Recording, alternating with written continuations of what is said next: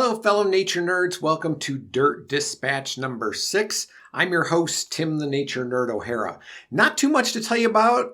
We are on the tail end of Miller moth season here in Wyoming, so that is quite a blessing. My office here on the third floor of our house had been rendered unusable after sunset because there would be at least 100 or more moths flying around in here.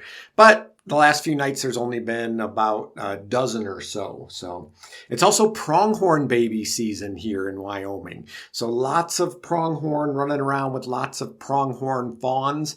I've seen a lot of twins, which is not uncommon. I've actually seen females with 3 babies. I don't think triplets really are a thing with pronghorn, so they must have picked up an extra somewhere along the line. Now, they will form nursery herds as the fawns get a little older, so we should start to see bigger groups of females with lots of little babies among them. So pretty cool stuff.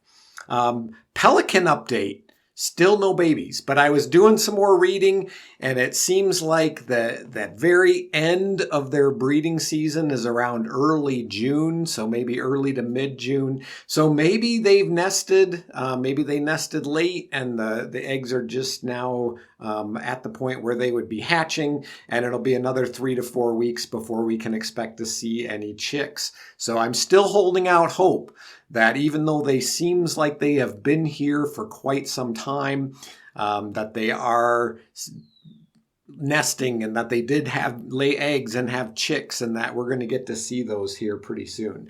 Now, the other really cool thing that I saw just last week when I was out riding my bike, I saw a long-tailed weasel, which I've never seen. Now, long-tailed weasels are not uncommon. They're actually not endangered or anything like that. They're found all across the United States, except for a little bit of the very southwestern desert southwest.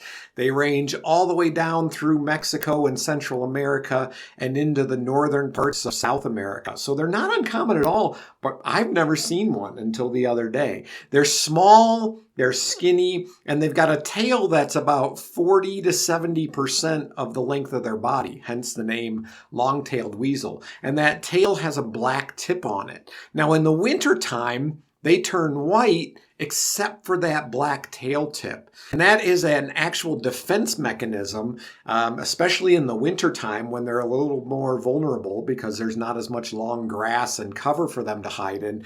That black tail tip will distract a predator, because that's all they can see against the white snow. And so they'll attack that tail tip instead of the more vulnerable parts of the weasel. They're also apparently very musky.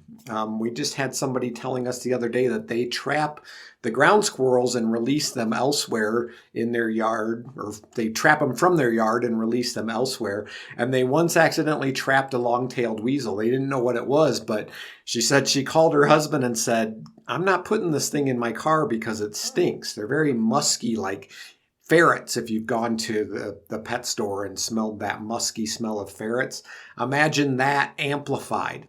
And apparently what they like to do is they'll rub that around, and it tends to ward off predators. It tends to repel them so they can kind of scent their territory that way.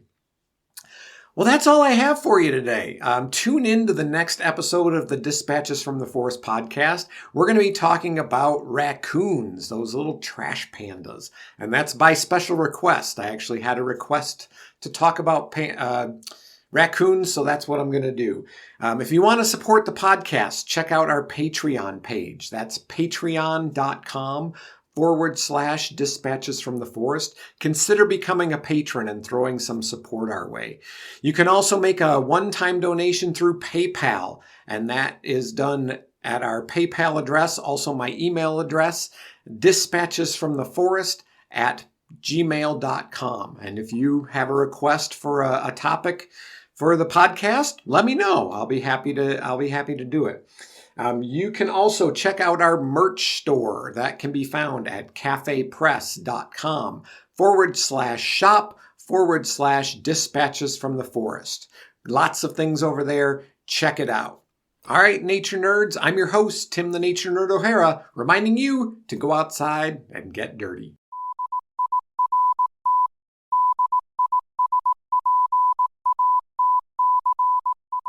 Dirt Dispatches is a production of Dispatches from the Forest and may not be used or rebroadcast whole or in part without express written permission.